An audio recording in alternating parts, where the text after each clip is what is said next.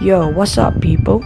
It's me, Kyle here, and today I have put together a very special video for you guys out there who support me, like my vids, and I've put together a very unique video for you guys.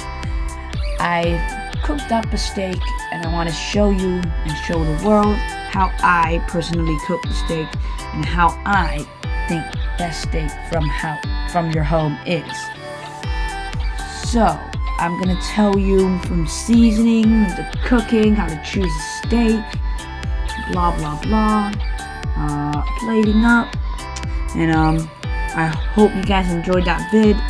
Show some support, and be sure to like and subscribe. Without further ado, let's get into this unique video. Facing it all, fearless.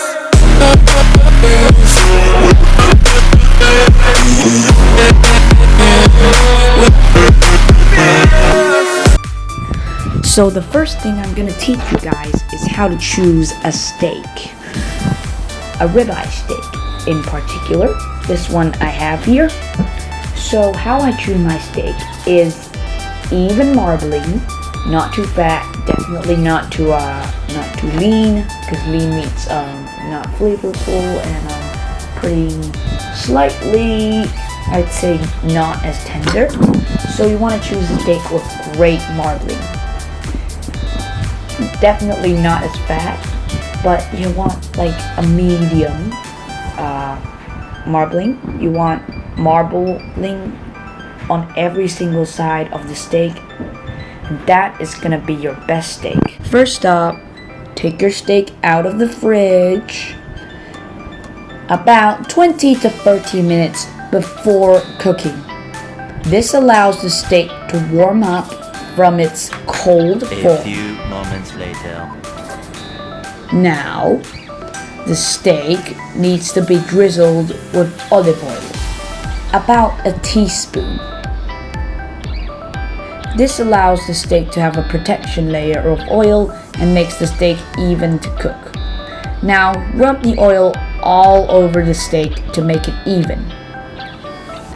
Next up, add sea salt. This has to be sea salt because sea salt has the most flavor coming through. Generously season the first top bit of the steak. Next up, put black peppers on top of the steak. Also season generously because seasoning is going to come off the steak while cooking. So, now we've added a generous amount. We have to use our hand and pat the steak so the seasoning goes through. Do the exact same thing on the other side. This step is optional. You can put dried herbs, rosemary or thyme, on top of the steak. If you have access to fresh herbs, you can save it for later, and I'm going to tell you what to do. Next up, take your cherry tomatoes up and then slice them in half. Wow, look at that beautiful exterior. That looks great. That's going to be in our pan. Slice all of them half and put it in the bowl to prep. Next up, take your kale. So remove the stalk. The stalk needs to be cut in small pieces, and then other ones cut into chunks.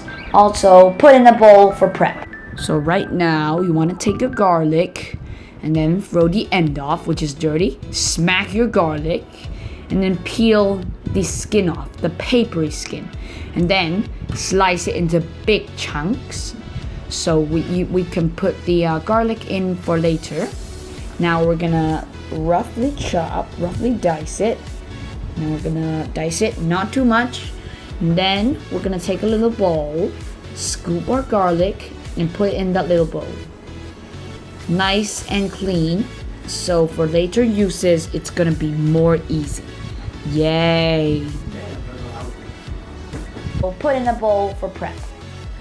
Now, heat up a pan and pour olive oil and make the olive oil even around the pan. do not put in your steak A before few you feel moments later. uncomfortable when you put your hand on top of the pan. Look at our steak, it looks gorgeous. Now let's slide into the pan. Wow, that sizzling is absolutely fun to hear. It's the noise of the garlic. Wow, this is absolutely legit. So ignore your steak for about 1.5 minutes and flip it to the other side. Look at that golden crust. That looks absolutely delicious. Oh wow, this is gonna be a good day. So, after about 1.5 minutes, flip it again. Wow, that's a great golden crust. That looks really good. Now, prepare your butter. Take your butter, put in a few knobs of butter in, let it melt, and then get your garlic chunks. Put your garlic chunks into the butter to make it garlic oil and start basting your steak. So what basting means is like putting oil on top of a steak so the heat goes through the steak and the steak gets heated up so the steak can cook. Wow, that crust is really good. Continue basting on the other side. And the camera's in the way. Right now, you can press the steak to see how much you want your temperature cooked. If it's soft, it's less cooked, and if it's hard, it's more cooked. Transfer your steak to a little dish, and then these juices and oils are absolutely legit. Do not throw them. You definitely have to make good uses of them. And right here, we're gonna put our cherry tomatoes in and stir them up so they get warm and they get the flavor of that steak. Now we put the tomatoes in a bowl, and then we're gonna add our kale in. So stir the kale and stir fry up until the kale is soft and about half the size when you put it in.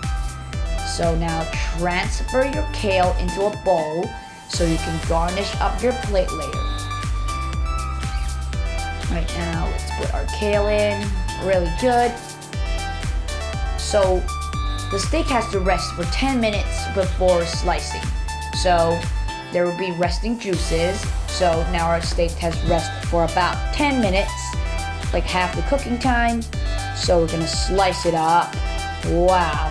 Look at that beautiful pink exterior. Really looking good. I could have a really good feast today. So slice up your steaks either into chunks or like into little lines, which I'm doing right here.